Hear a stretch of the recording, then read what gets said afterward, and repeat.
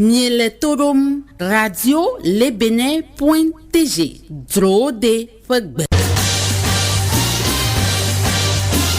Aviez-vous été coupé de l'actualité durant une semaine?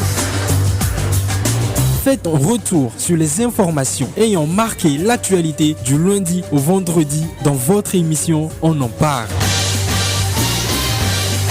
Avec des débats houleux autour des thématiques poignantes de l'heure sur la 3W radio lebene.tg chaque samedi de 15h à 16h30. 90 minutes pour faire un tour complet de l'actualité d'ici et d'ailleurs. On en parle, c'est un retour en quelques minutes sur les sujets d'actualité.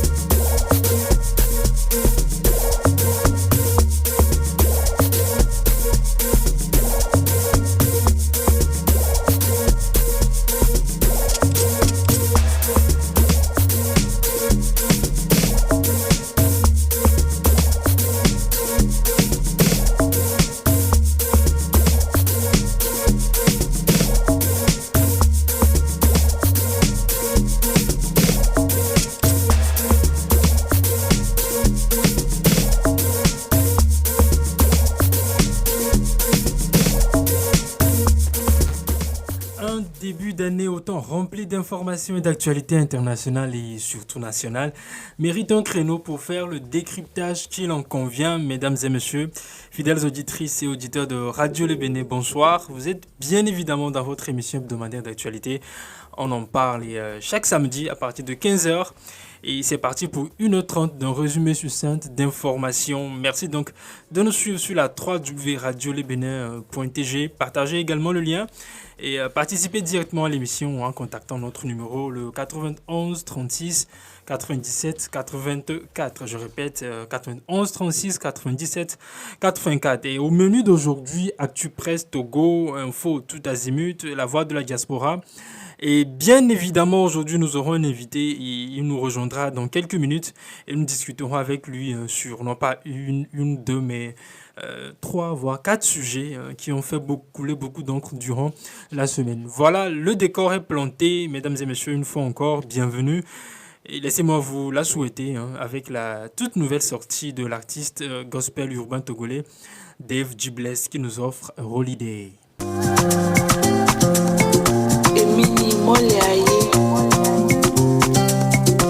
This is Ash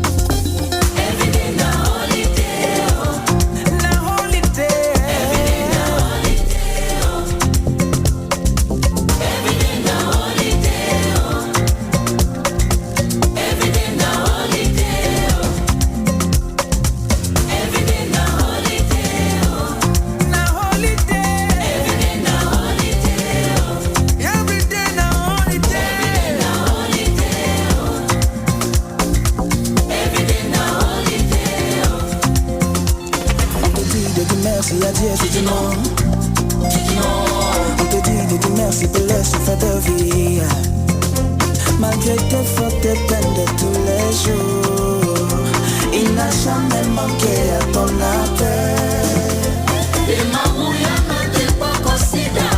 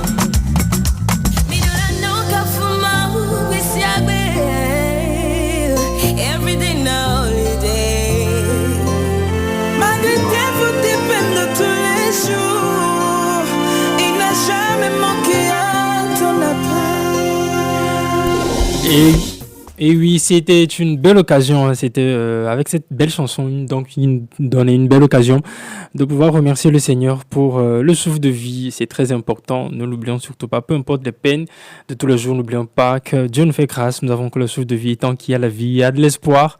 Et donc on espère des jours meilleurs. Et c'est avec cette chanson que nous vous souhaitons donc la bienvenue, Geoffroy.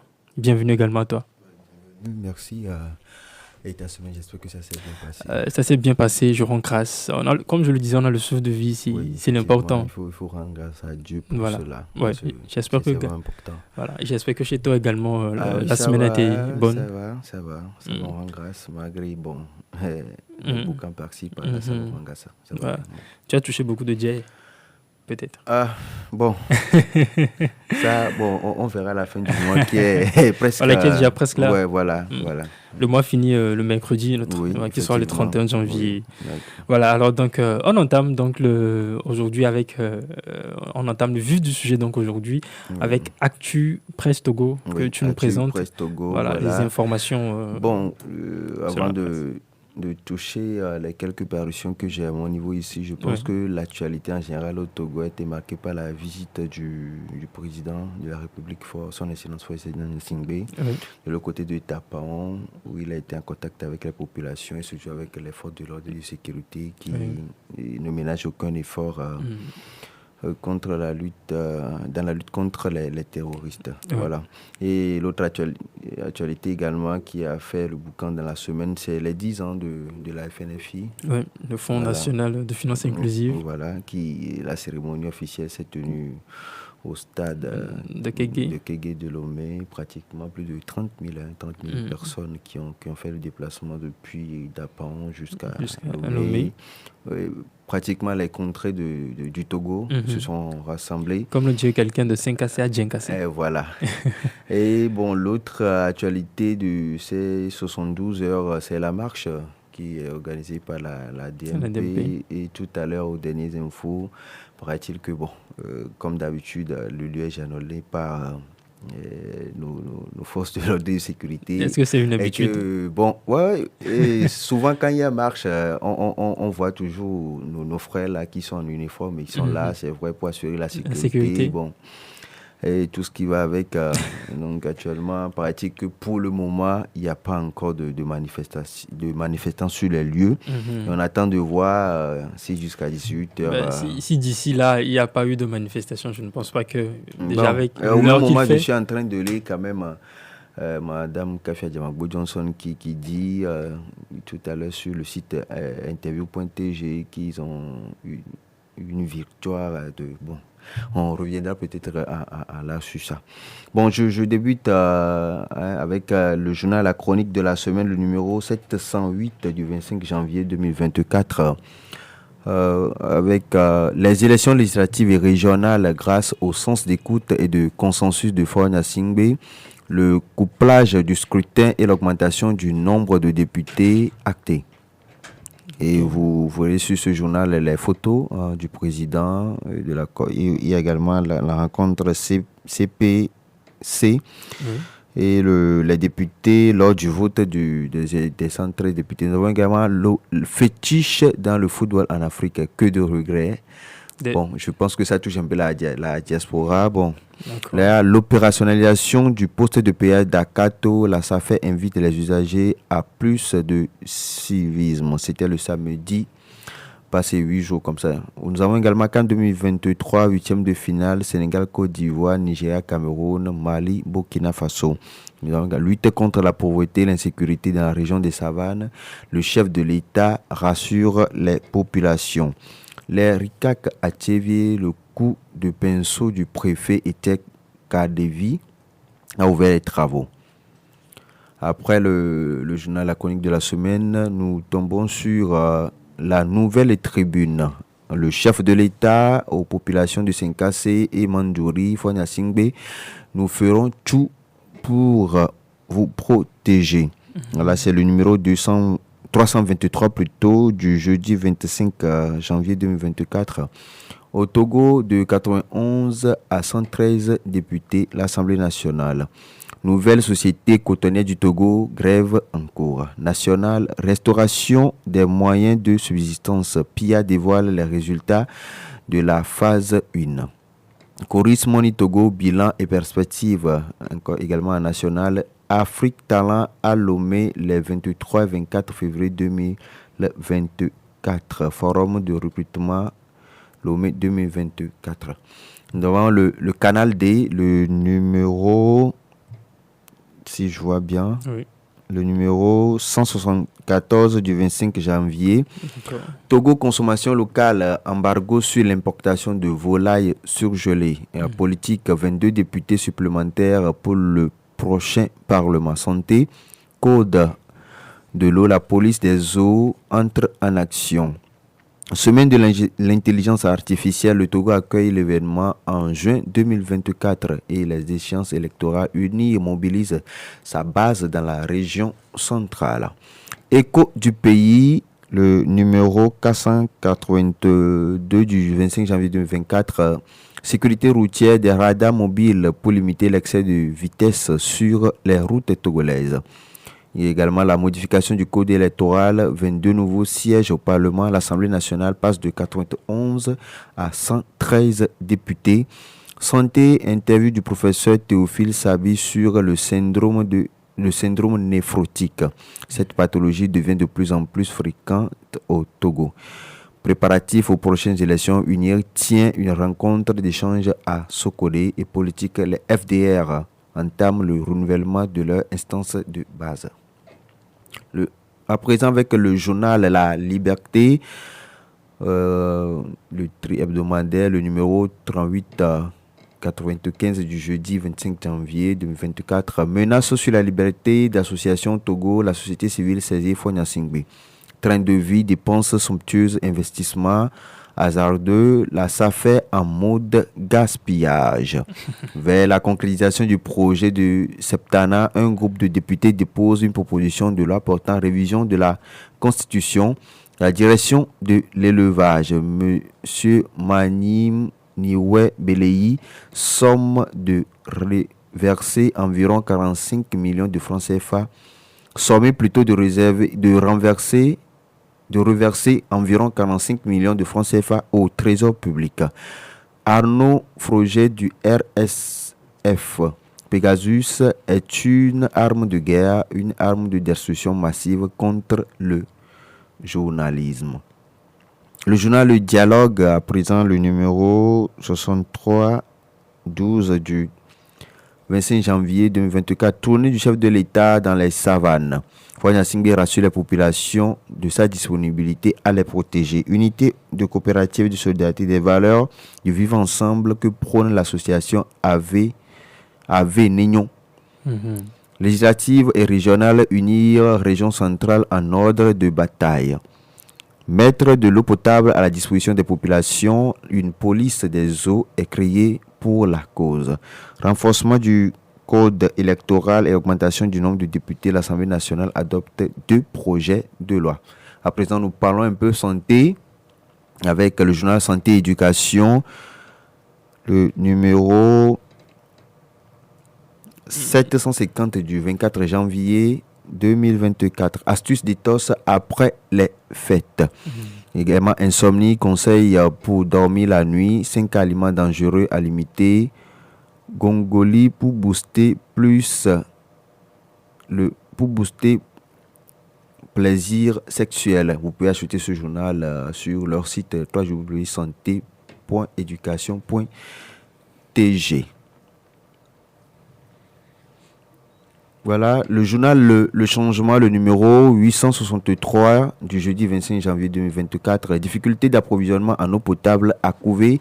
Très furieux, les cadres du milieu réagissent et déplorent la situation. Contact du président fort avec les populations, augmentation du nombre de députés, des signes avant-coureurs de l'imminence des prochaines élections au Togo.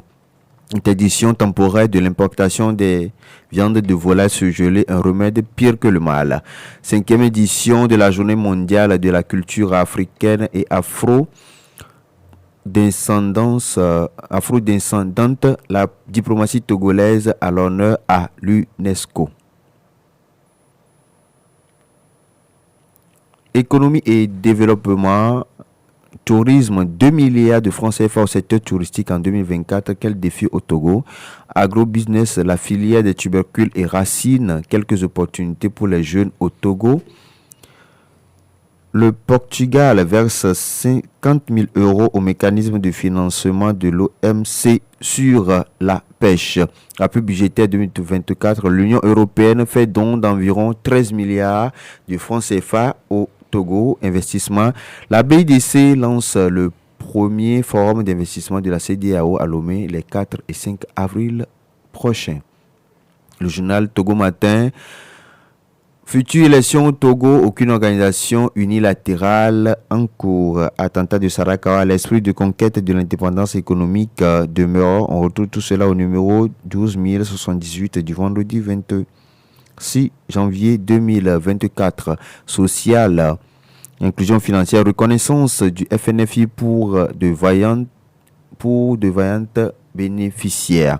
Banque, séminaire annuel de Coris Banque Togo, évaluation des performances pour de nouveaux accès. Dernière heure, une délégation d'hommes d'affaires turcs au Togo. Business, investissement dans le transport, inauguration du nouveau site de la société Van Ville Automobile au Togo. Le journal Liberté à présent, Ingrid. Ça, on est reparti en semaine dernière, mais on va toutefois le dire. Ingrid Awadi, ces agents se frottent les mains. La part des employeurs désormais portée après du tiers du salaire des employés. Synergie Togo et tournant la page, Togo appelle à remédier à l'apartheid électoral. Comment les mains nues substituer la démocratie à une dictature? On peut lire également, comme on l'a dit la semaine passée, Pascal Podjuna réussira-t-il là où le père et le fils ont échoué? Le journal La Symphonie pour terminer, l'Académie Swallows se dote d'un directeur sportif. Repousser les élections en 2025, une pure connerie, selon Dodi Apevon.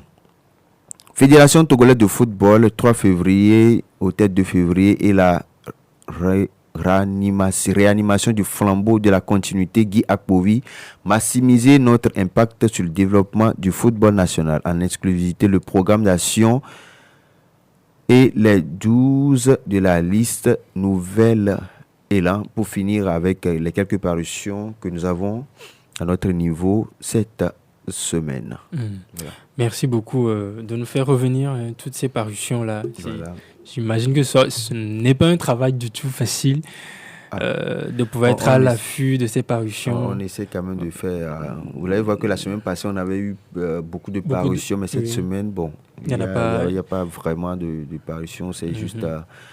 quelques quotidiens qui ont paru cette semaine. Je pense que la semaine prochaine on en aura encore plus. Comme on va rentrer également dans un nouveau mois, oui. On verra.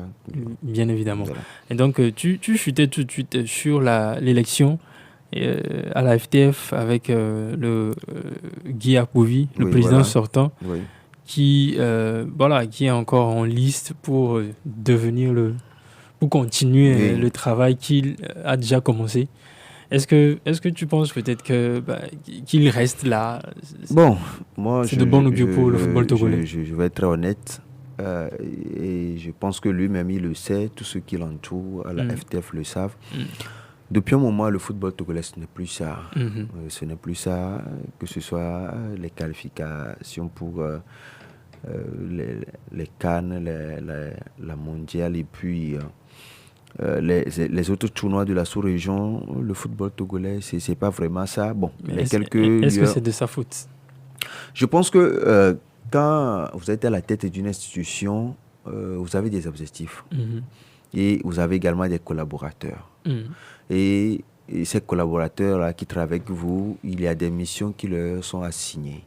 Et quand vous voyez que ces missions-là, la mission qui a été assignée, ce n'est pas ça, je pense que il va falloir taper du poing sur la table. Voilà, pour que les choses puissent vraiment changer.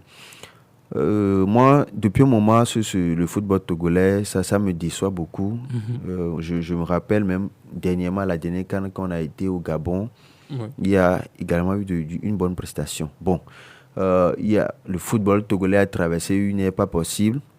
Je pense qu'avec l'arrivée de ce trentenaire-là, Paulo Duarte, ça n'a pas été facile au début, mais maintenant, je pense que ça revient un peu.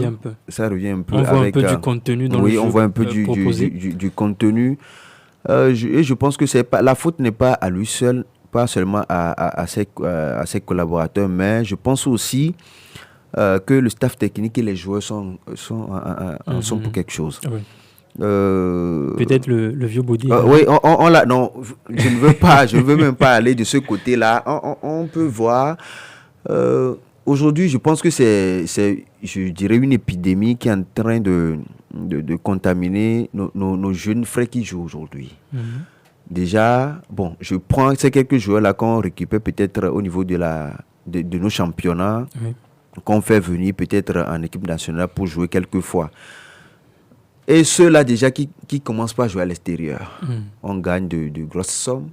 Et on pense que peut-être ce qu'on gagne en équipe nationale, ça ne fait pas le poiest et on ne se donne pas. Est-ce que c'est réellement... Moi, je pense que c'est ça. Moi, je pense que le premier... Mais est-ce que les conditions ne sont pas différentes? C'est vrai que les conditions sont différentes, mais quand tu rentres en sélection, c'est autre chose.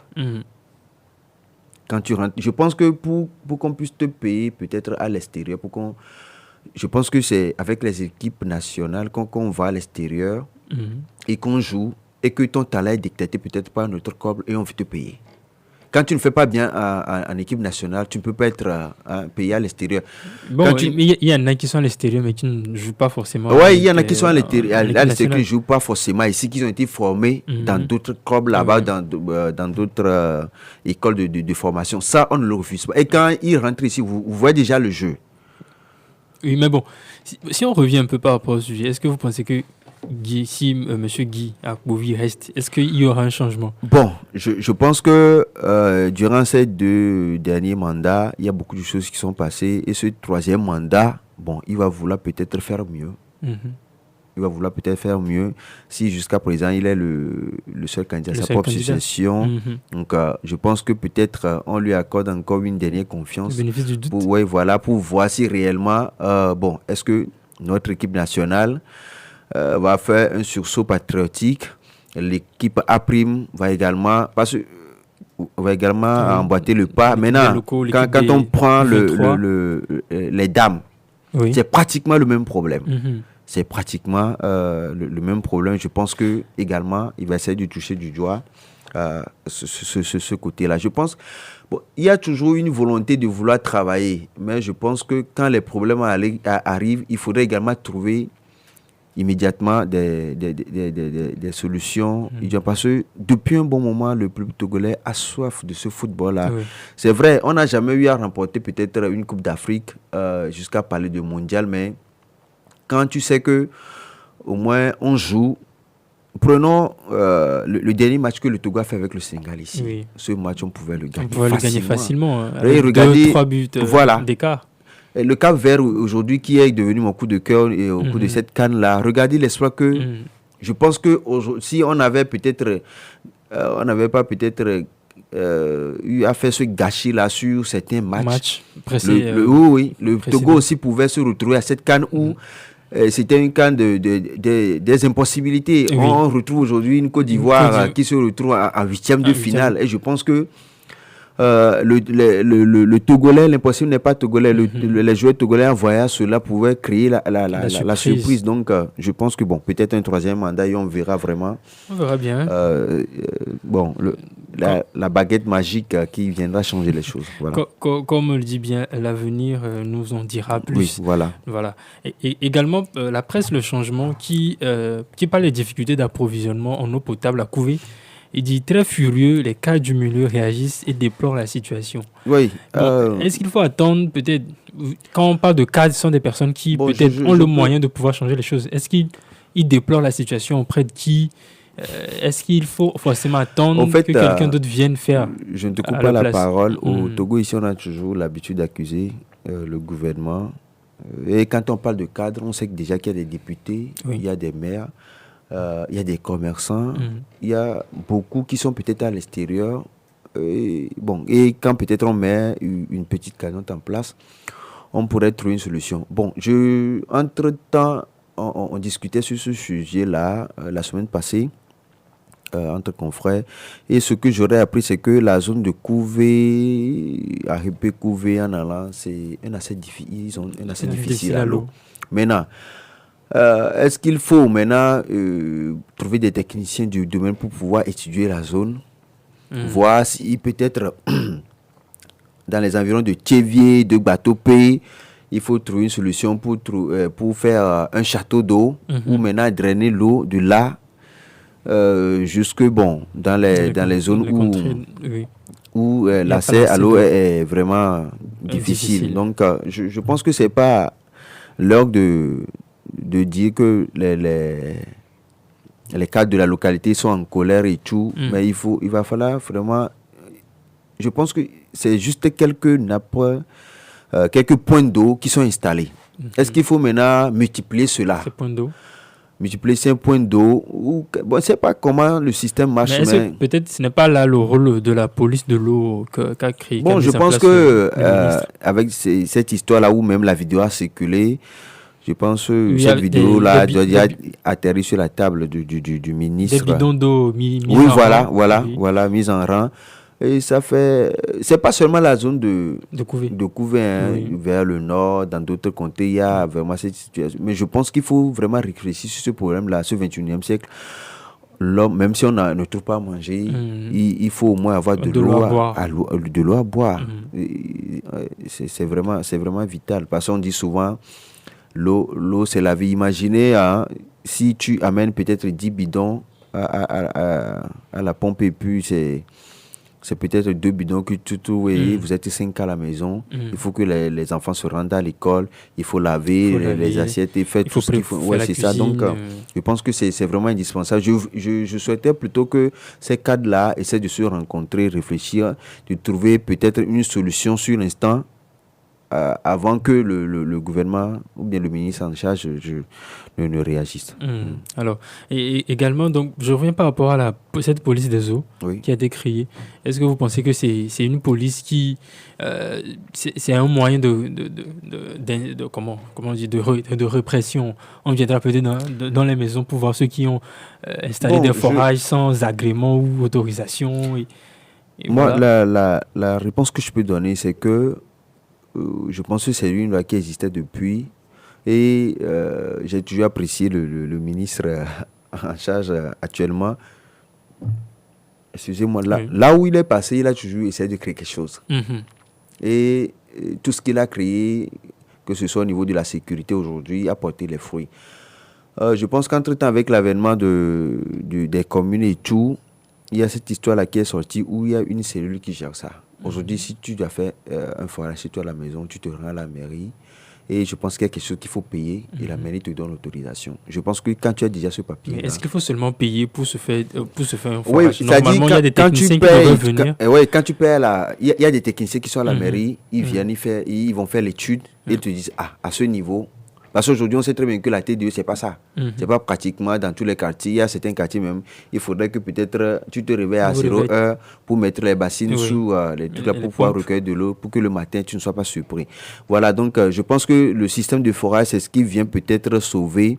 L'autre problème aussi, c'est ce qui... Quand on le fait de façon anarchique, c'est pas bien. C'est ce qui fait que cette cellule a été mise en place dans les communes où il y a les techniciens du domaine. Vous approchez de la commune, vous voulez faire un forage chez vous à la maison, ou le protocole qu'il faut suivre et tout. Maintenant, je pense que ces techniciens-là viennent sur le terrain. Ils vont faire une étude. À ce niveau, vous pouvez faire votre forage. Non, ça ne peut pas tenir ici, ça peut tenir ici. Et je pense que c'est mieux. Et quand vous avez déjà ces documents-là, et que peut-être la police de l'eau arrive et que vous les montrez, et que vous êtes, je pense que si vous êtes en règle, ça ne va pas causer de problème. C'est là où il n'y a pas, je vais attirer l'attention de nos auditeurs et auditrices. Quand vous savez que vous avez un forage à la maison et que peut-être vous l'avez fait avant qu'on ne mette les mairies en place, dirigez-vous vers la mairie. Parce qu'aujourd'hui, on ne peut pas... les techniciens peuvent arriver sur le terrain, mais ils ne peuvent pas peut-être déplacer le système que vous avez mis en place. Voilà. Parce que ça avoisine peut-être les millions. Je sais que c'est au-delà de 500 000 ans. Allez peut-être payer ce qu'il faut pour mettre ce forage-là en place, pour qu'on puisse vous délivrer le quitus qui fait que la mairie reconnaît que celui-ci, voilà. Et qui produit de l'eau potable. Voilà, je pense que quand la police de l'eau va arriver pour les visites et tout, je pense pas qu'il y aura des accrochages ou bien ce genre de problème. Alors, merci beaucoup. Et on finit également par un peu de santé éducation. Oui. Une presse à thématique et qui fait également qui donne beaucoup de conseils, beaucoup d'astuces. Voilà. Sur divers plans. Sur divers plans. Je pense qu'on en a besoin aujourd'hui. C'est rare. Aujourd'hui, on retrouve pratiquement ces astuces-là sur Facebook, sur YouTube avec des tutos et tout. Bon, moi, je doute des fois. Parce que, j'ai des cas, j'ai ma maman, souvent qui suit ces vidéos-là, qui veut perdre le poids et tout, mais quand elle prépare cette tisane, une fois, deux fois, ça ne marche pas. Et je pense que c'est mieux de se diriger vers les professionnels du domaine. Et je pense que sur ce journal, ce magazine, sur des professionnels du domaine, et je pense qu'il y a également certains témoignages qu'ils publient de temps à autre sur ces sites-là, les gens ont pratiqué, et puis bon, ça a marché, donc je souhaite également à nos auditeurs et auditrices de faire un tour là-bas et de mettre en pratique les précieux conseils. Les précieux conseils qu'ils sont de santé et éducation. Voilà. Alors, merci beaucoup. Bon, je voulais revenir également sur ce sujet d'importation de volailles. Nous allons revenir. Ah, d'accord. Nous allons revenir là-dessus. Dans la chronique qui va suivre, la chronique Tout Azimut, donc nous allons revenir juste pour en parler également de d'autres sujets. Et c'est juste après ce jingle ici. Aviez-vous été coupé de l'actualité durant une semaine? Faites un retour sur les informations ayant marqué l'actualité du lundi au vendredi dans votre émission On en parle. Avec des débats houleux autour des thématiques poignantes de l'heure sur la www.radiolebénin.tg chaque samedi de 15h à 16h30. 90 minutes pour faire un tour complet de l'actualité d'ici et d'ailleurs. On en parle, c'est un retour en quelques minutes sur les sujets d'actualité.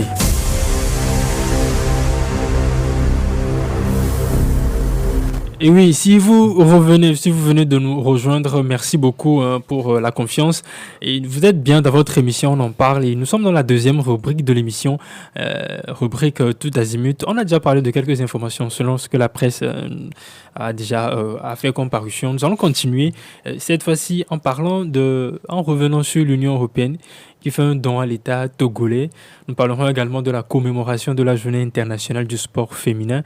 Nous parlerons des aides des différentes entités à la population de la région septentrionale du Togo, c'est-à-dire dans la région des savanes.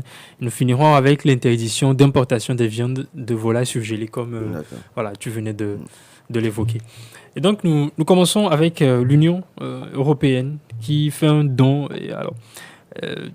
Pour soulever par plusieurs sites d'information, que ce soit par la presse ou par les sites en ligne. C'est vrai qu'on n'a pas vu de communiqué officiel qui déclare cela. Mais l'Union européenne fait un don.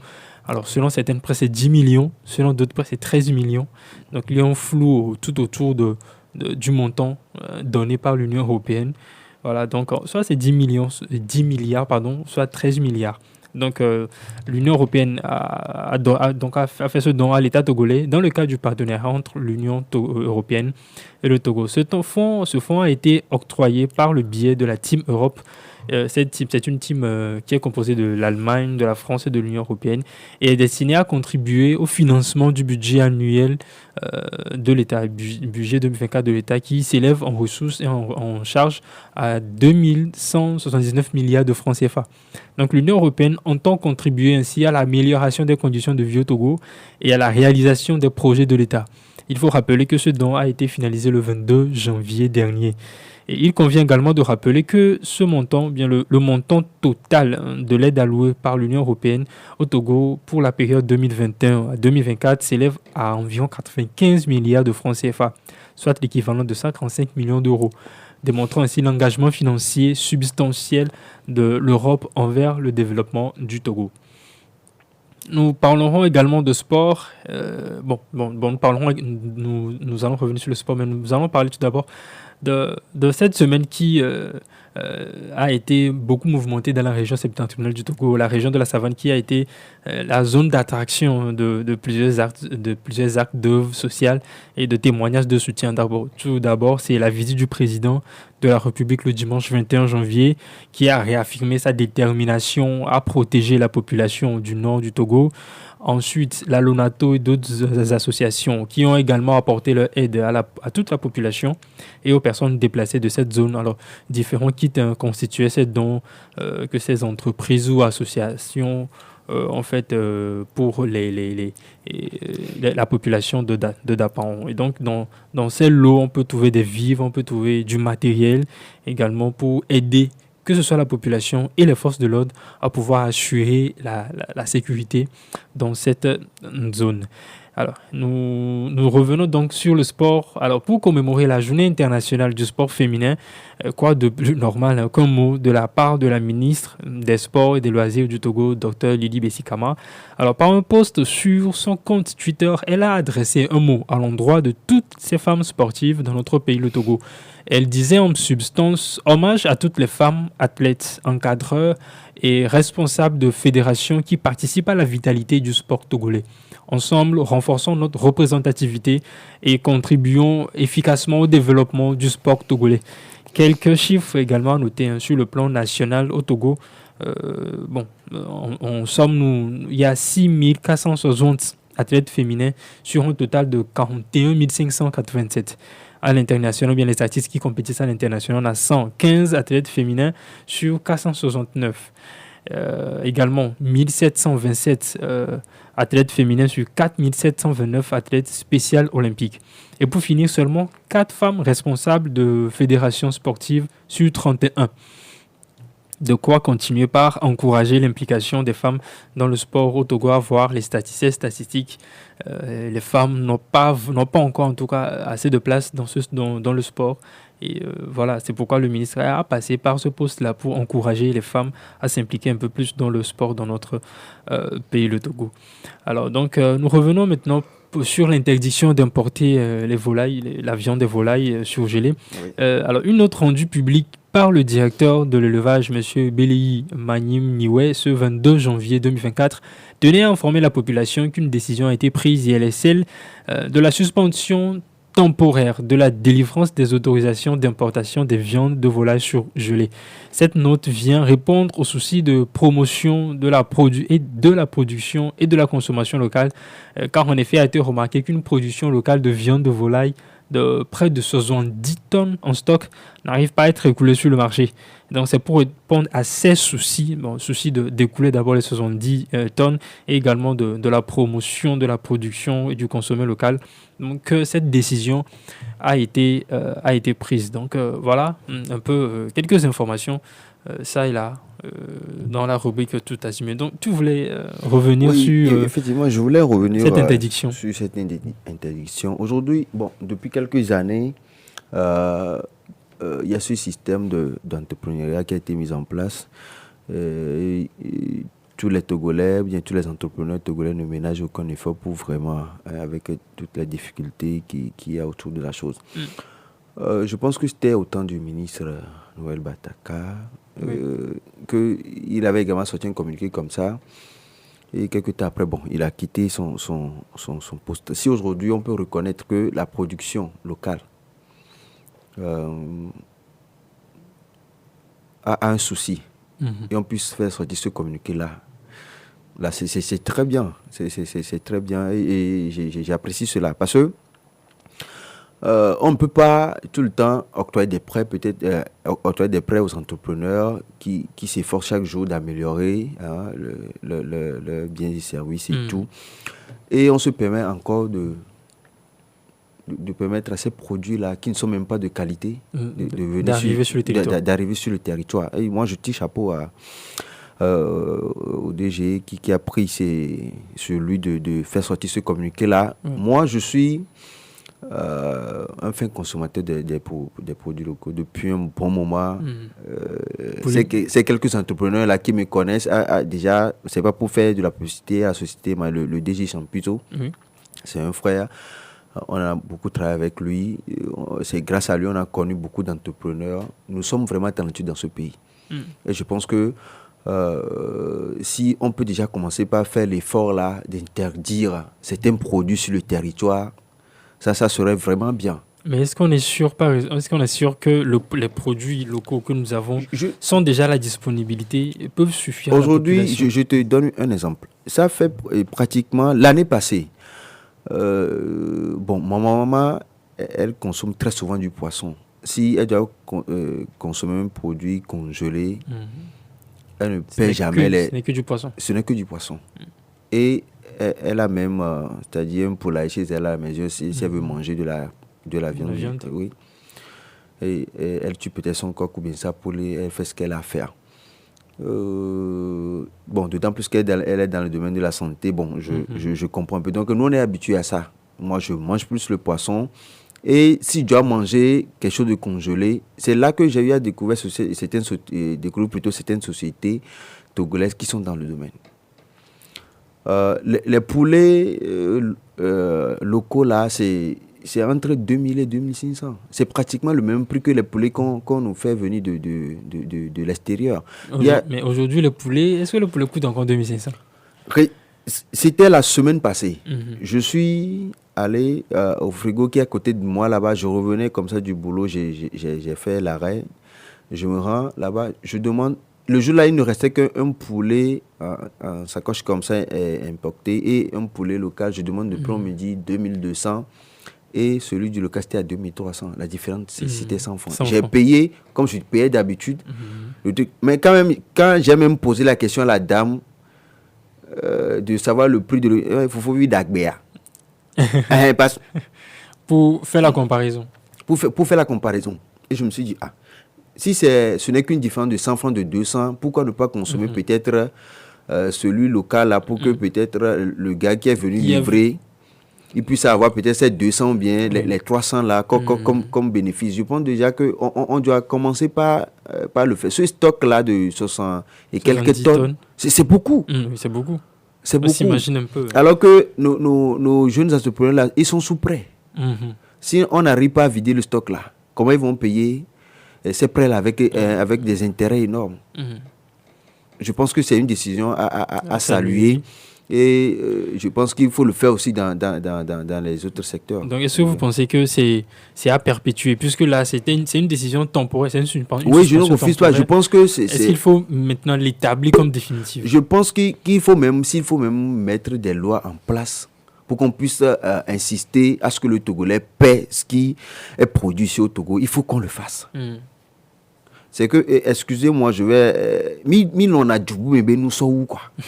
On aime trop ce qui vient de l'extérieur. Alors que ce qui vient de l'extérieur, c'est pas forcément contrôlé par l'Institut d'hygiène. Mais est-ce que ce n'est pas quelque part, ce n'est pas ce qu'on dit que ce qui vient de l'extérieur? Est-ce que ce n'est pas cette mentalité-là qui a été inculquée aux Togolais? Oui, à la base, c'est cette mentalité-là. Et je pense que depuis quelques années déjà, le gouvernement est en train de travailler sur ce système-là pour pouvoir casser ce code-là. Si aujourd'hui on me demande, ton frère fait quoi? Il est entrepreneur. Mais ce que ton frère entrepreneur a produit là, tu n'arrives pas à payer. Ton frère entrepreneur, même père, mais ce qu'il est en train de produire là, tu n'arrives pas à payer. Je te donne cet exemple. Nous sommes dans un groupe d'anciens élèves. Et on a des entrepreneurs qui sont de la famille. On ne fait pas notre rencontre sans qu'on n'utilise pas ce que ces entrepreneurs produisent. Il y en a qui sont dans le domaine de la production du riz local. Tout ce qu'on prépare comme riz là-bas, ça vient d'eux. Oui, de sa production. Tout ce qu'on boit comme boisson, c'est là-bas. Mais est-ce que le problème également qui se pose, c'est la disponibilité de ces Oui, en produits fait, qui t'ont peut-être les viandes, les poules, qui t'ont. Mais allons un peu plus au fond, en fait. Les produits aujourd'hui, est-ce que réellement la population, d'abord, est-ce qu'il y a la population a connaissance de ces produits? Oui, bon, c'est pas que les populations accessibilité? n'ont pas connaissance de ces produits. Il y en a d'autres qui disent que c'est trop cher et tout. Voilà, est-ce qu'il faut voir aussi ce côté également, de la cherté, peut-être si... Oui. Vous savez quoi? Moi, je lisais quelque chose tout à l'heure. Moi, j'ai tendance à dire que tout ce qui n'est pas qualité n'est pas cher. Mais il faut quand même tenir compte de celui qui vient acheter. Je donne l'exemple. C'est pas pour faire, excusez-moi, c'est pas pour faire de la promotion. Je prends la boisson Champiso. C'est à 500 francs. Et les vertus de cette boisson-là, nous qui en consommons très souvent, on sait ce que c'est. Quelqu'un peut-être préfère peut-être prendre les 500 là pour aller payer un arôme quelque part qui ne sait même pas ce que ça contient pour faire du jus à la maison pour ses enfants. Parce que il n'a pas l'argent pour pouvoir peut-être payer 500 là pour ses enfants. Moi, je préfère plutôt peut-être boire cette boisson, faire l'effort. Tout ce qu'on demande aux Togolais, c'est de faire un peu l'effort. Je ne vois pas, c'est pas aussi cher, hein. Oui, mais... Nos riz, les riz qu'on produit ici, les riz bio là, si ça dépasse au plus de 5500 pour le 5 kg. Des fois, vers la fin de l'année, on fait également des promotions. Je pense qu'il faut mettre en place une politique, il faut mettre en place une approche pour qu'on puisse aider le Togolais à vraiment consommer ce qui vient de chez lui. Vous voyez, aujourd'hui, il y a beaucoup de produits qui nous viennent du Ghana, du Nigeria. Oui. Les Ghanéens en consomment, surtout. Les Nigériens en consomment. Jusqu'à ce qu'ils nous fassent peut-être dans la contrefaçon qu'on nous amène ici. On ne va pas taire cela. Je pense que le Togolais doit faire l'effort. Moi, je dirais peut-être au ministre de l'Hygiène, quand le stock là ne finit pas là, que ça ne rentre plus. Oui, que ça ne rentre plus. Et en fonction, quand ça va commencer, peut-être pas fini là, ils n'ont qu'à continuer pas produire. Pas produire. Et c'est très important. Également. Oui, c'est très important. Pour pouvoir permettre aux entrepreneurs de vivre. Si aujourd'hui, toutes ces personnes-là, ces personnalités-là qu'on voit aujourd'hui, qui sont des entrepreneurs, les Dangote, tous ces richissimes des autres pays, ils ont commencé par là. Ouais.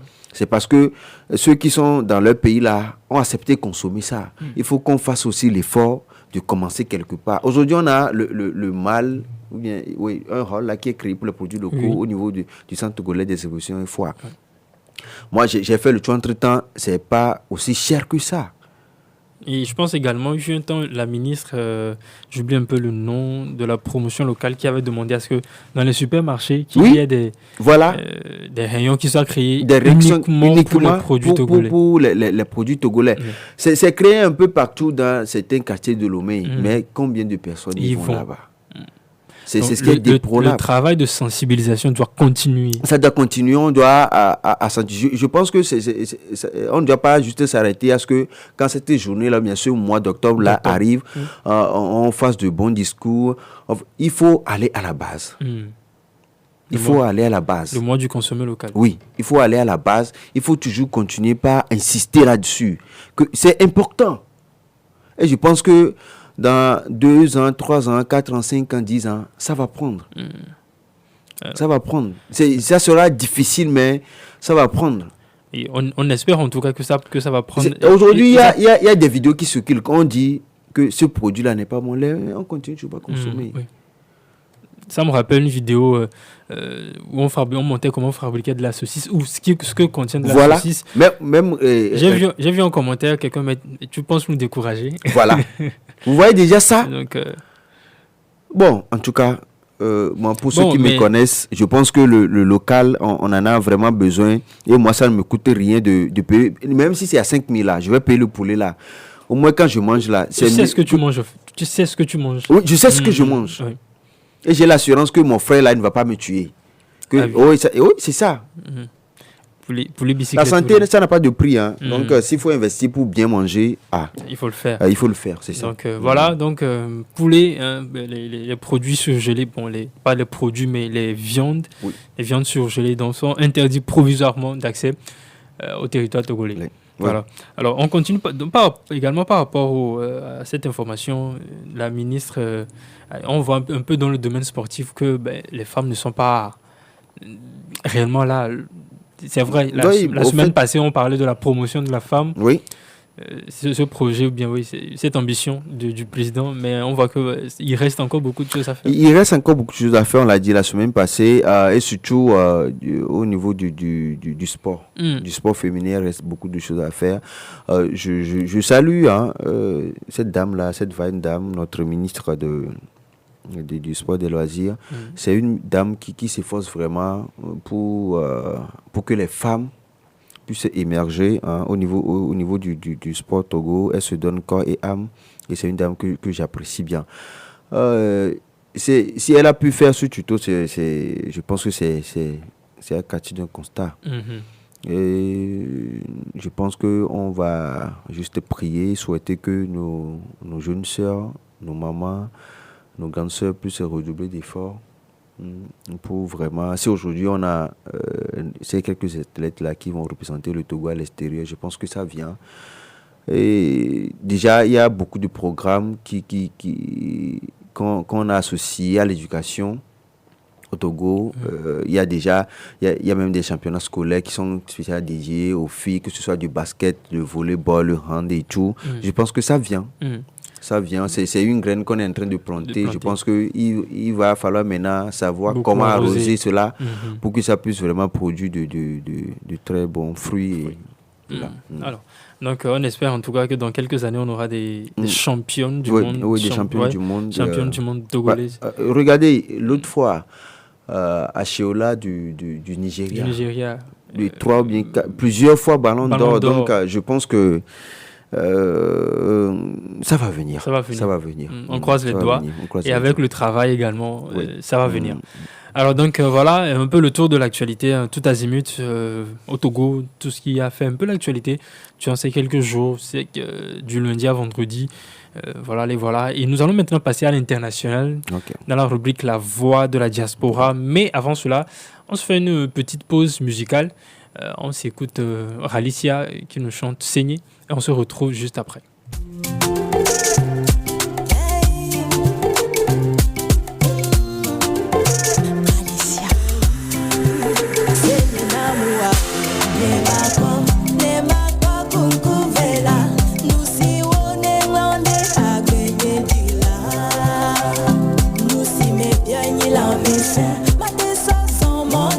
Rila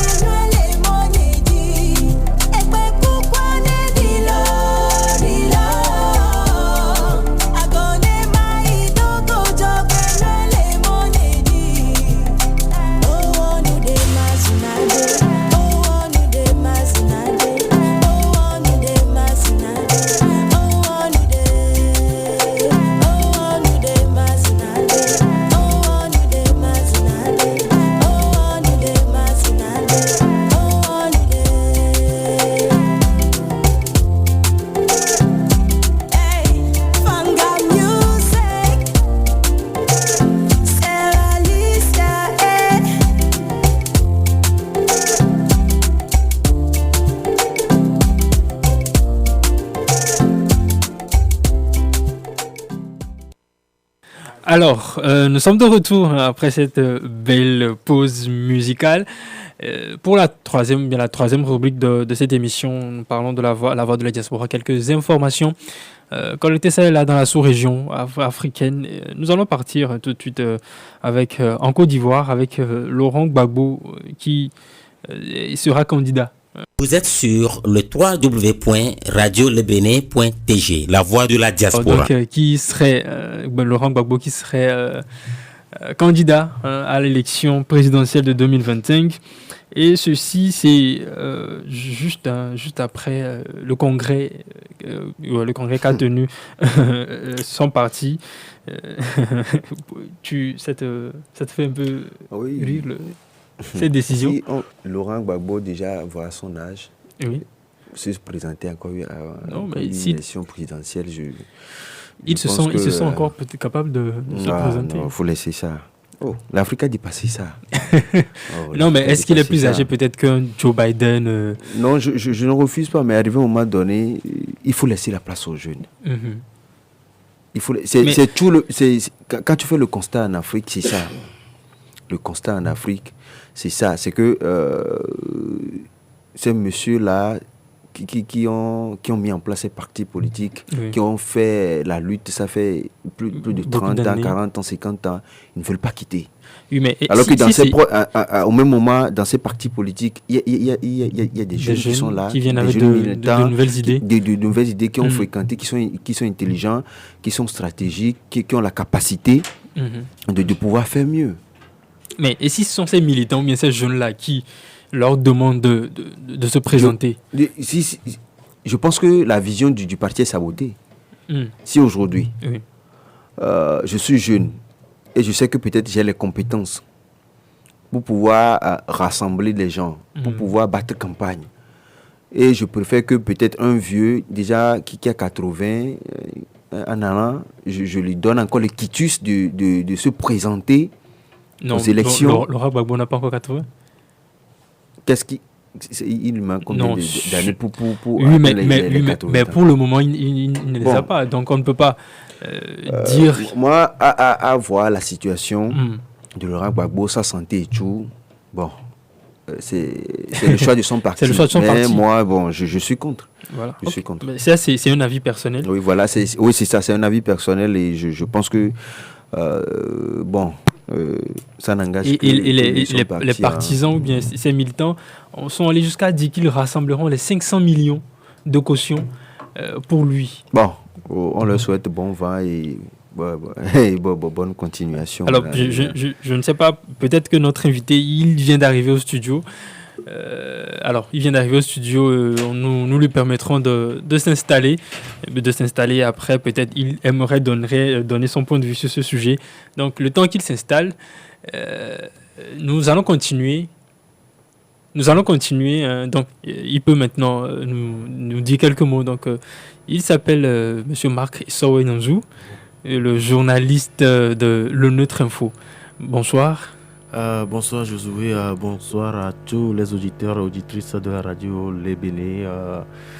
Je profite de l'occasion pour présenter mes excuses indépendamment de ma volonté. Non, nous sommes dans une nouvelle année. Bon, il n'y a pas d'excuses à présenter, on accepte tout. Ah là, je profite également pour leur souhaiter bonne année déjà. Beaucoup de santé et surtout que tout le monde essaie de faire ce qu'il doit faire pour que notre pays, le Togo, puisse aller de l'avant. Voilà. Merci beaucoup, c'est très important. Alors peut-être quelque chose à dire par rapport à ce sujet de Laurent Gbagbo qui se présenterait encore en 2025 ? Vous savez, c'est un peu ridicule, ça frise ridicule quand les vieilles gloires, parce que Laurent Gbagbo n'est pas à présenter, c'est quelqu'un qui s'est donné, qui vraiment s'est donné pour la politique ivoirienne. Nous connaissons très bien Laurent Gbagbo, nous connaissons l'homme, il est un animal politique et tout ce qu'il a fait pour le pays, la Côte d'Ivoire, c'est à saluer. Mais j'écoutais tout de suite mon confrère qui essaie de te faire comprendre que il urge que ces gens-là commencent par transmettre leur Le savoir, savoir-faire. leur connaissance aux jeunes. Certes, je suis totalement d'accord, je partage cet avis, mais il faut aussi regarder l'autre côté de la chose. L'autre côté, c'est que les jeunes d'aujourd'hui ne sont pas tellement pétris, ne veulent pas emboîter les pas de ces gens-là qui ont travaillé pour la patrie.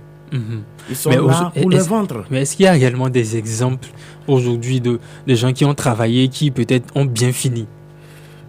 Quand nous prenons même Laurent Gbagbo, Oui. Laurent Gbagbo, c'est une idole. C'est une idole. Mais Laurent combien Gbagbo- de jeunes accepteront aujourd'hui, peut-être après tout ça, aller peut-être faire quelques années à la CPI et revenir? C'est ce que je dis. C'est l'autre côté de la chose. Je suis totalement d'accord, je partage l'avis que ces vieux puissent partir et laisser la place aux jeunes. Mais les jeunes qui viennent aujourd'hui viennent avec leur ventre. Ils viennent avec des ambitions démesurées. Ils ne sont pas là pour travailler pour la patrie, ils ne sont pas là pour travailler pour la nation.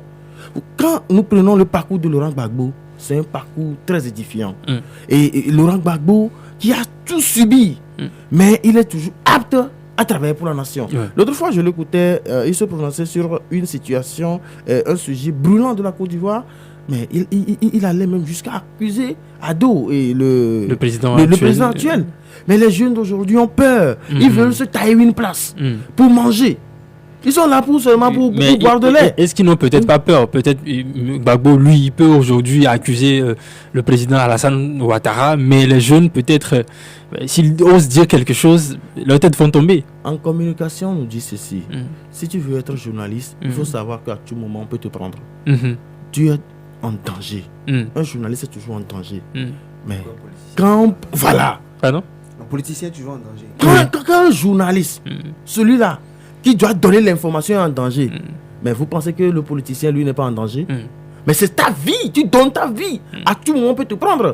Donc, si tu n'as pas cette conception, cette perception des faits dans ton gène, tu ne peux pas. Tu ne peux pas faire carrière en politique.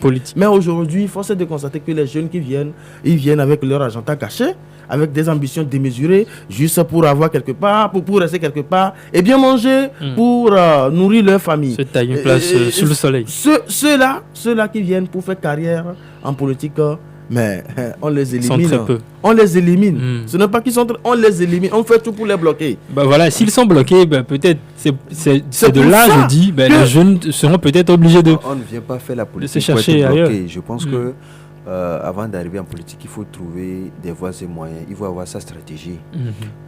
Il faut tout préparer en avance. C'est vrai que les réalités du terrain, quelquefois, ça fait que, bon, si tu n'as pas le cran... Je prends l'exemple du Sénégalais qui a été recalé récemment. Sanko. Vous voyez tout ce que ce monsieur-là a subi.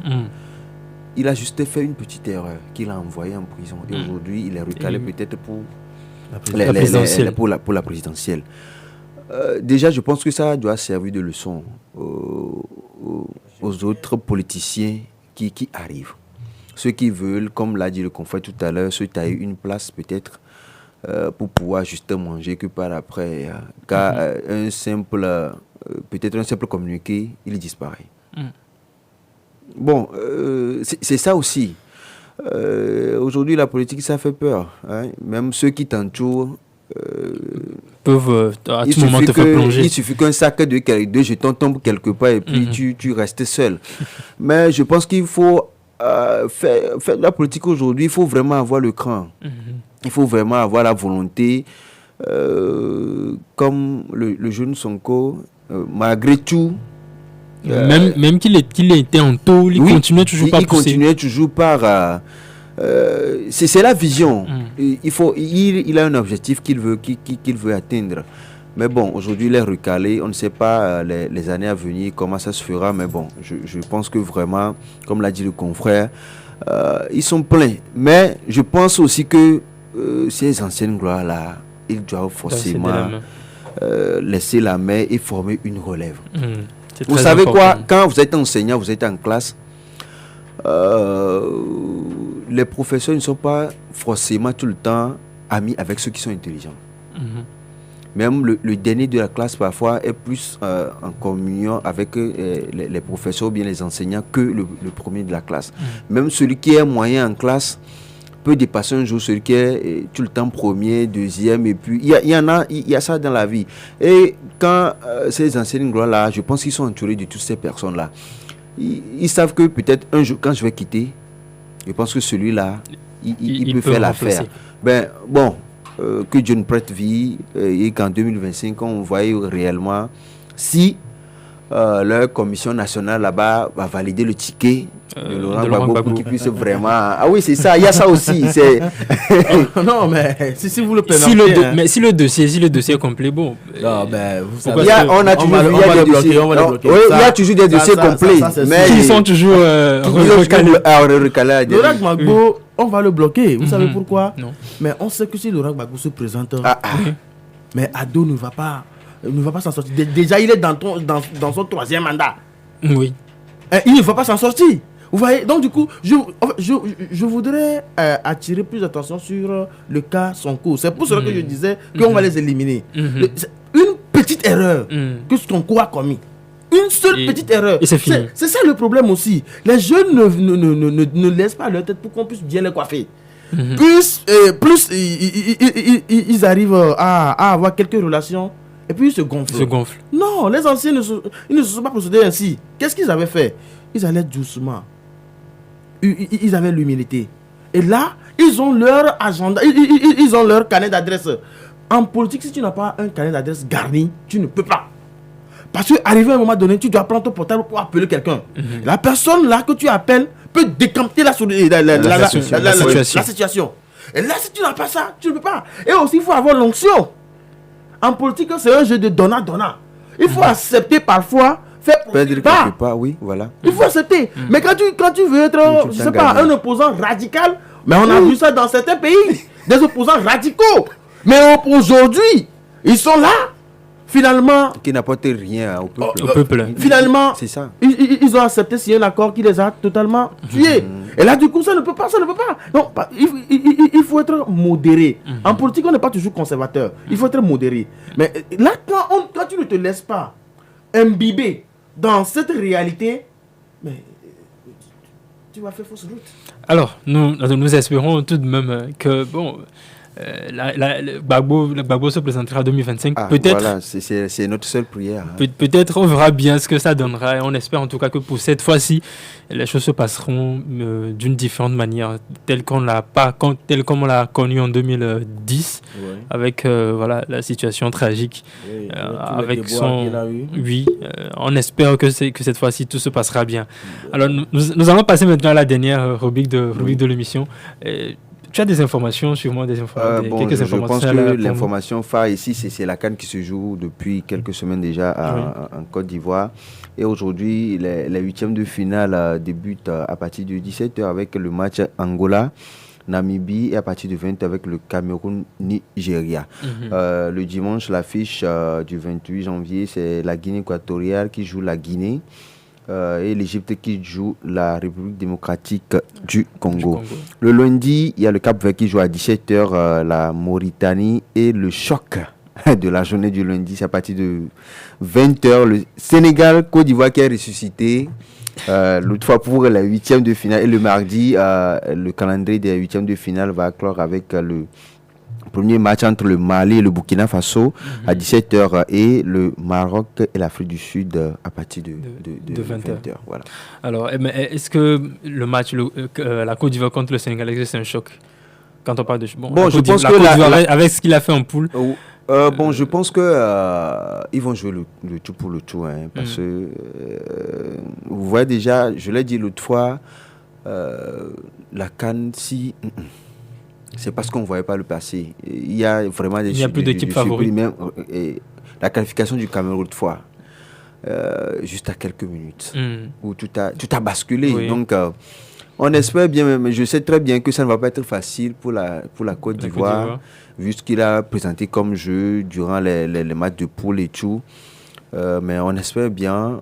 Je pense qu'ils vont défendre quand même. Cette fois-ci avec un coach local. Oui, on verra. Bon, moi, je me dis aussi que c'était une erreur d'avoir mis ce monsieur-là, parce qu'il était déjà l'assistant de celui qui était. Voilà. Donc, s'il y a eu toutes ces erreurs et qu'à la dernière minute, on lui confie le poste, bon, on attend quand même de voir ce qu'il va proposer le lundi soir, comme à partir de 20h, comme team et puis comme jeu sur le terrain. Et en tout cas, ce soir, c'est l'un des gros matchs, hein, le Cameroun qui joue contre le Nigeria. Cameroun qui joue contre le Nigeria. Deux noms ronflants, mais sur le terrain. Un derby. Châteaurien. Ils se sont croisés plusieurs fois, mais bon, je pense que cette fois-ci, je suis partant pour le continent. Ah oui? Oui. Okay, voilà. Pronostic. Peut-être notre invité également un pronostic? Oui. Non. Moi, en football... que le meilleur gagne. Oui, que le meilleur gagne. Vous savez, les CAN qui se suivent maintenant, c'est toujours une surprise. La dernière CAN, même, c'était une surprise. Oui. Il n'y a pas d'équipe favorite. L'autre fois, l'élimination de Ghana. Du Ghana, de l'Algérie. Mais ça a vraiment... Surtout de l'Algérie. Oui. Ça a vraiment choqué les gens. Ouais. Même Côte d'Ivoire, pays organisateur. Qu'on a éliminé lamentablement. Il a fallu se tenir à beaucoup de matchs avant de ranger les billets de... Quel match? Des prières. Les gens sont partis demander des prières au niveau de l'église catholique. Assemblée de Dieu et consorts. Chez les musulmans, partout, ceux qui peuvent faire la tradition. Non, mais est-ce que c'est ce qui a joué? Mais, je pense que le Maroc a fait son jeu. Je dis, en football, il y a tout. Il n'y a pas seulement Dieu. Il n'y a pas seulement... Il y a tout en football. Donc, du coup, ce que moi je vois, que le meilleur gagne. On prend Sénégal même, qui est le champion en titre. Le champion en titre. Mais on peut le battre l'autre fois. Oui. Et la Côte d'Ivoire parce que déjà même, il y a une rage qui anime les joueurs aujourd'hui. La population. Moi, je vois la réaction de toute la population. Simple Maroc qui a gagné, qui leur a récité. Il faut voir comment ils ont fêté ça, comme si la Côte d'Ivoire vient de recevoir la coupe. Donc, du coup, il y a cette pression-là qui sont en eux actuellement. Et donc, du coup, qui sont sur eux. Donc, du coup, actuellement, mais on ne peut pas dire que c'est le Sénégal qui va gagner, la Côte d'Ivoire va perdre. Non, que le meilleur gagne. Voilà. Bon, allez, bon, nous n'avons plus assez de temps. Le sujet, le temps est un peu parti. Oui. Je sais pas, tu as une dernière information à nous donner? Non, je n'ai pas une dernière information. C'est juste ça, l'information à mon niveau. D'accord, donc nous allons avec le technicien qui nous donne un jingle et nous allons partir pour la dernière partie de l'émission. Nous avons notre invité avec nous. Nous allons partir pour la dernière partie de l'émission. Aviez-vous été coupé de l'actualité durant une semaine? Faites un retour sur les informations ayant marqué l'actualité du lundi au vendredi dans votre émission On en parle. Avec des débats houleux autour des thématiques poignantes de l'heure sur la www.radiolebénin.tg chaque samedi de 15h à 16h30. 90 minutes pour faire un tour complet de l'actualité d'ici et d'ailleurs. On en parle, c'est un retour en quelques minutes sur les sujets d'actualité.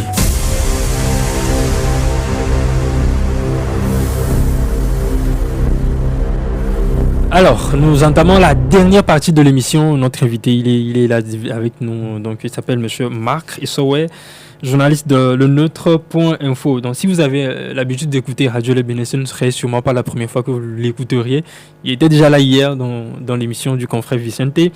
Alors, sujet d'actualité, surtout ce matin, déjà depuis quelques semaines, la DMP, la dynamique de la majorité du peuple, qui a voulu faire une marche de protestation.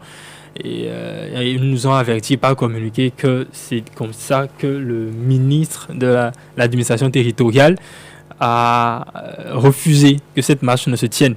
Alors, est-ce que dans les faits, réellement, est-ce que ce matin, la marche a été faite? Difficile de répondre puisque je n'ai pas été sur les lieux, oui. Mais avec les confrères, il y a certains confrères qui ont écrit sur le sujet. Oui. Et, à ma connaissance, il n'y avait pas eu de marche. Il n'y avait pas eu de marche. Selon le confrère Togo Scoop, la zone était déjà bouclée par les corps habillés et aucune manifestation, surtout aucun militant de ce regroupement à la dynamique pour la majorité du peuple. Et je pense que c'est un signal. Je pense que les membres de ce regroupement ont en train de lancer, si je peux le dire, de faire appel à la conscience du ministre. Pourquoi je dis cela? Si hier, dans la journée d'hier, la coordinatrice de la DMP a insisté et persisté que la marche aura lieu, mais à la fin on ne voit aucun militant, aucun sympathisant, c'est qu'il y a matière à réflexion. On les a tentés pour voir ce qu'ils peuvent faire. Je me rappelle encore en 2017, 19 ou 2017, ce qui s'est passé au Togo. Certes, il y a certains tenants du régime qui ont dit plus jamais ça au Togo. Mais hier, peut-être d'aucuns, moi je savais pertinemment qu'il n'y aura pas marche aujourd'hui. Je savais. Parce que quand tu lances, le mot là m'échappe. Quand tu tentes le pouvoir répond toujours. Et il répond avec une agressivité. Donc du coup, la DMP savait forcément que la marche ne tiendra pas. Non, pas que la marche ne tiendra pas. C'est une stratégie pour eux. Je me mets dans leur peau pour répondre. Je ne suis pas avec eux. Mais c'est une stratégie parce que les corps habillés vont forcément descendre sur le lieu. Et là, il doit avoir forcément, si on ne sait pas, c'est le sang qui va couler. Mais comment ont-ils pu dissuader les militants de ne pas se retrouver sur le lieu de rendez-vous? C'est ce que je dis, que c'est une stratégie. Ils vont voir ce qu'ils peuvent faire. Et là, selon les écrits de Togo Scoop, après avoir contacté les membres de la DMP, ils disent que non, qu'ils se préparent pour venir. 10 heures, on dit qu'on se prépare pour venir. Ce que vous avez déjà préparé depuis. Or, vous avez dit, selon leur communiqué, c'est à 6 heures la marche va débuter. Et là, du coup, à 10 heures, vous dites que vous vous préparez pour venir. Il n'y aura pas marche. Il n'y aura pas de manifestation. Mais ce que je regrette, c'est l'action du gouvernement. C'est l'action du ministre. Est-ce que c'est une action, selon vous, illégitime? C'est illégal même. On ne va pas seulement dire que illégitime, mais c'est illégal. Mais parce que ce n'est pas constitutionnel. La constitution de 1992, toilettée en 2002, dit que tout parti peut manifester.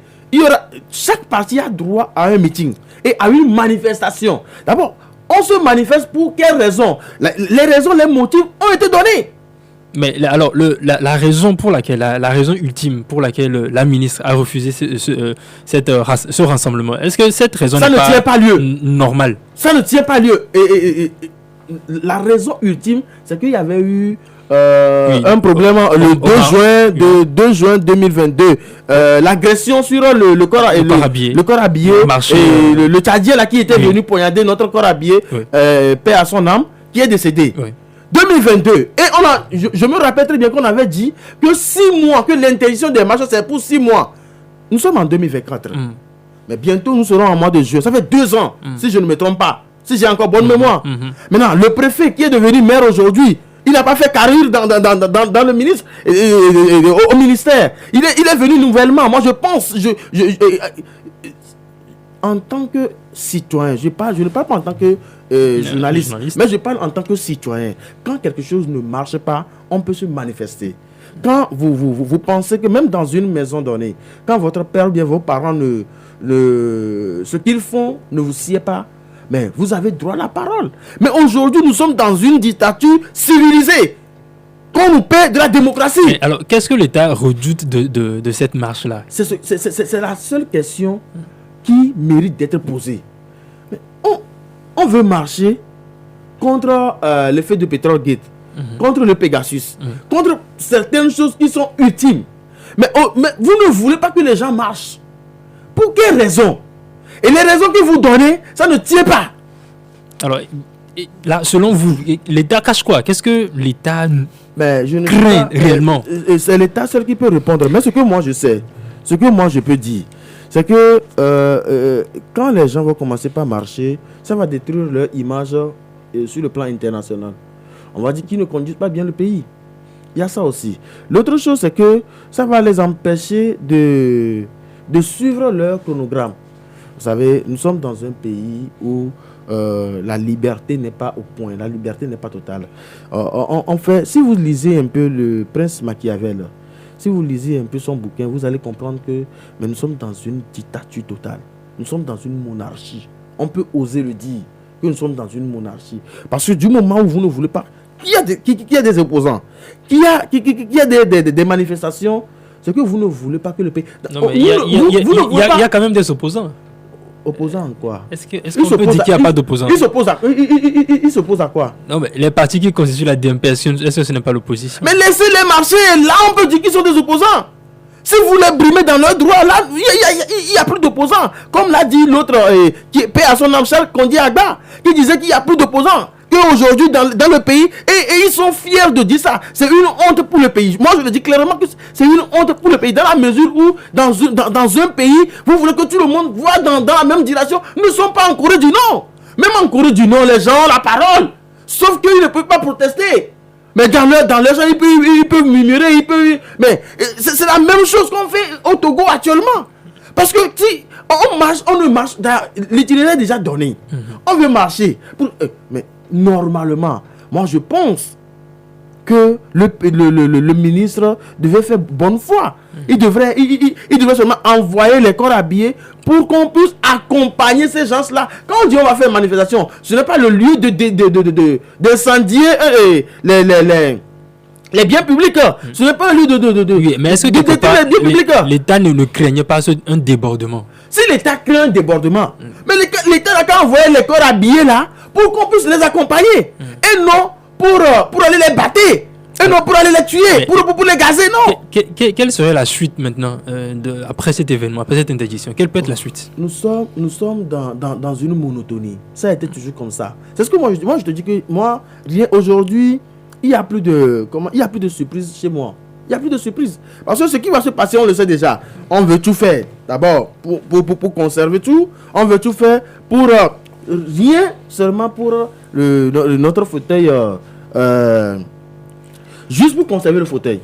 On veut tout faire pour garder une seule personne sur le pays. Et là, ce n'est pas totalement... ça ne reflète pas la bonne image du pays que Sylvanus Olympio s'est lutté pour avoir l'indépendance. Ça ne reflète pas la bonne image pour nos ancêtres là qui est dans le bain de sang et dans le bain de sang ont tout fait pour avoir la liberté pour nous. Je pense que le pouvoir doit se poser mille et une questions. Nous allons où réellement? Bon, je vais rejoindre un peu le confrère. Oui. Moi, ça fait un bon bout de temps, je me suis dit que je ne vais plus me mêler de ces sujets parce que à la fin, ça s'était toujours terminé en queue de poisson. On l'a dit le samedi passé. Oui. On s'est dit, prions que le moment venu. Bon, déjà, c'était hier, quand j'ai vu l'interview.tg publié l'article dessus, j'ai cliqué sur le lien, je suis allé lire. Bon, je n'étais pas étonné. Bon, j'aurais peut-être préféré que, à lieu place où le ministre disait qu'il a ignoré un peu l'itinéraire, si on pouvait proposer un autre itinéraire, parce que ça s'est fait pas les années passées. Avec l'avènement de Tikpi et tout, oui. Quand on proposait l'itinéraire, la chute, quand on faisait de l'autre côté, c'était ramené au niveau de la plage en face de l'hôtel là-bas, ce serait mieux. Et si il faut craindre des dérapages, je ne crois pas. Aujourd'hui, on a fait suffisamment avec tous ces soldats qu'on ramène à Lomé, bien tous ces camps qui entourent un peu Lomé. On peut toutefois essayer de quadriller cette marche-là, la manifestation, pour qu'il n'y ait pas de débat. Et en plus, je ne pense pas que ceux qui ont mis en avant cette idée de faire la marche vont dire à leurs partisans casser les boutiques, brûler les pneus et tout. Je ne crois pas. Donc, je pense qu'il faut avoir la volonté. Je pense aussi également que, actuellement, on est en train de préparer les élections. Je ne refuse pas. Au Sénégal, regardez ce qui se passe. On a beau refuser les choses, les gens sont descendus dans la rue. Même en France, les gens font des manifestations. Même dans les pays, même aux États-Unis, les gens font des manifestations juste parce que peut-être c'est un gaz qui a brûlé dans un appartement. Vous allez voir, c'est que c'est tout le quartier qui descend dans la rue. Et aujourd'hui, si on veut revendiquer pour des choses qui sont légales, et qui sont connues, peut-être aujourd'hui, quand tu tapes peut-être les revendications, là, ceux pour qu'on veut marcher, quand tu tapes sur les réseaux, c'est plusieurs sites même à l'international qui ont relayé ça. Je pense qu'il faudrait laisser un peu le temps à la DMP de pouvoir faire sa marche. Et à la fin, quel est le message qui sera divulgué et voir dans les prochains jours ce qui sera fait. Mais bon, moi, quand tu préparais l'émission, quand j'étais arrivé, tu m'as posé la question, j'ai dit ce que moi j'ai lu là. Ça rejoint ça, ce que j'ai dit là le week-end passé. Le samedi passé. Il ne faut jamais autoriser ça. C'est vrai que c'est un nouveau ministre qui est là et tout, mais bon, on se connaît dans le pays. Peut-être quand tu veux trop insister, on te chute. Monsieur Josué, vous savez, je pense que l'autre fois, on avait nommé ministre Bojona. Oui. Ministre Bojona, je l'apprécie beaucoup pour sa personnalité en politique, pour ses actions, pour ses activités en politique. Je pense que la loi Bojona en 2019 avait autorisé les manifestations. Et force est de constater que quand le ministre Boukbessi est venu, lui aussi il a fait sa loi. Si Awate veut faire sa loi, il n'a qu'à nous dire que la loi Awate 2024, il n'y a plus de manifestations. On peut comprendre. Non, si c'est ça, on peut comprendre. Mais pour l'image du pays, mais on peut faire appel. On a déjà fait appel à Bojona il est conseiller direct du président Fort Kodjo et Sosina Nyasibi. Mais il faut qu'il se contacte. Il faut que Bojona même prenne son portable, appelle à Awate. Jeune frère, il est jeune pour Bojona, je dis bien, je le précise. Il est jeune pour Bojona. Bojona est en politique depuis fort longtemps. Vous voyez, en 2009 jusqu'en 2012, avant qu'il n'ait cette déboire-là. Mais quand vous prenez Bojona, on a toujours qualifié un homme de dialogue. Si c'était Bojona qui était ministre de l'administration territoriale, je ne sais pas, je peux donner ma tête à couper. Il y aura une manifestation aujourd'hui. Mais vous allez voir que la manifestation, mais tout le monde va applaudir. Si c'est que le ministre de l'administration territoriale et le colonel Rodabalo Awate avait autorisé cette marche aujourd'hui, je t'assure qu'il serait je sais pas, il aurait gagné le prix Nobel. Le prix Nobel de la paix. La paix. Non, bien sûr. Il n'y a plus de manifestations dans le pays depuis fort longtemps. Oui. Quand il y avait eu ce problème avec cette dame, mais c'est depuis ce jour qu'ils ont dit que plus jamais. Donc je pense qu'ils le font sciemment. Quand ils ont dit que plus jamais, c'est qu'ils le font sciemment. Et donc ils donnent. Mais on a vu tout ce qui s'est passé avec Tikpi Achadam. On a vu tout ce qui s'est passé. On a vu même après Tikpi Achadam avec les autres partis de l'opposition. Je pense qu'aujourd'hui, la mentalité du Togolais a grandi. La mentalité du Togolais a évolué. Et je pense qu'arrive un moment, quand les tests disent que c'est ça, il faut les appliquer tout simplement. Appliquons les tests. Alors peut-être comme vous le dites, peut-être c'est une nouvelle loi qui parce que déjà qui est en passe d'être émise. Est-ce qu'on a la connaissance de ces lois-là? On n'a qu'à nous dire que selon le communiqué, selon ce que la DMP a relaté, leur discussion, que la loi avait dit, et c'est en 2022, et je me rappelle que c'est 6 mois qu'on avait, je peux me tromper, mais c'est 6 mois que moi j'avais entendu, que les 6 mois qui viennent là, il n'y aura plus de manifestation. Mais s'ils ont revu la loi, une autre loi abroge l'autre, je suis d'accord. Mais est-ce que nous avons vu les tests de ces lois-là? Quand est-ce que ces lois-là sont rentrées en vigueur? Pour finir, moi ce qui me dérange un peu, on a vu la DMP qui a sorti tout le communiqué, qui a relaté un peu l'historique de la discussion, et de l'autre côté on n'a rien vu. Pourquoi est-ce qu'il n'y a pas au moins d'éclaircissement sur ça? Il n'y en aura pas, il n'y en aura jamais eu. Vous savez, il n'y en a jamais eu. Vous savez, il y a une chose, quand deux personnes disputent et que la personne qui pense qu'il a raison, elle montre des preuves. Mais la personne qui n'a pas raison, qu'est-ce qu'elle va montrer? Elle va montrer, non, qu'est-ce qu'elle va montrer naturellement? Parce que quand on commence à parler, tout le monde saura que non mon frère, ce que tu es en train de faire, ça ce n'est pas bon. Donc du coup, le pouvoir pouvait, comment je peux le dire, le mot m'échappe, revoir sa stratégie. Pas stratégie, mais et son image peut donner une belle image à lui-même. Si c'est qu'ils avaient autorisé, quand le ministre a interdit la marche, mais tous les autres corps le savaient. Tous les autres corps le savaient. Et puis dire non, même le président de la République, peut appeler non. C'est moi qui t'ai fait appel. J'étais nommé là-bas. Bon.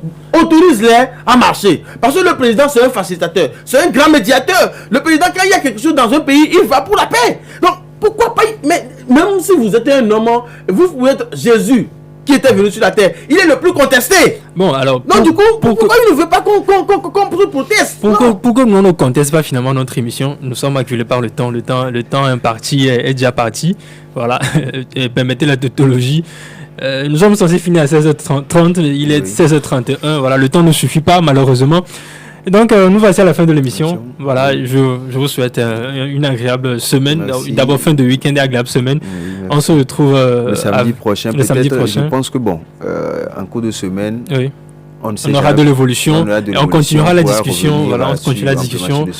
Peut-être avec Marc. Merci d'avoir accepté notre invitation.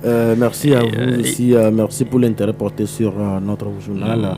Et je profite également pour dire un sincère merci à mes confrères et aux auditeurs qui nous ont suivis. J'ai l'habitude de dire, ce n'est pas nous qui connaissons plus que les autres. Nous ne détenons pas le monopole de la connaissance. Nous venons pour donner nos idées. Il peut y arriver qu'on peut blesser des gens. Qu'il nous pardonne. Voilà, merci beaucoup. Si on le fait correctement, on remercie. Alors, nous sommes ceux qui nous auront pardonné si nous avons eu à écorcher quelqu'un.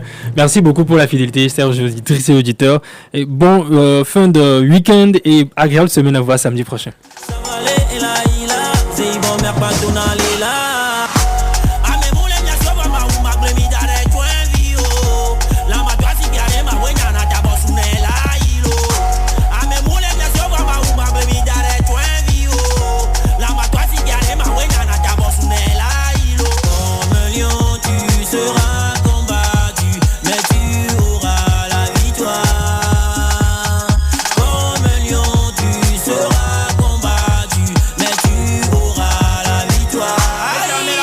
Go, go, go.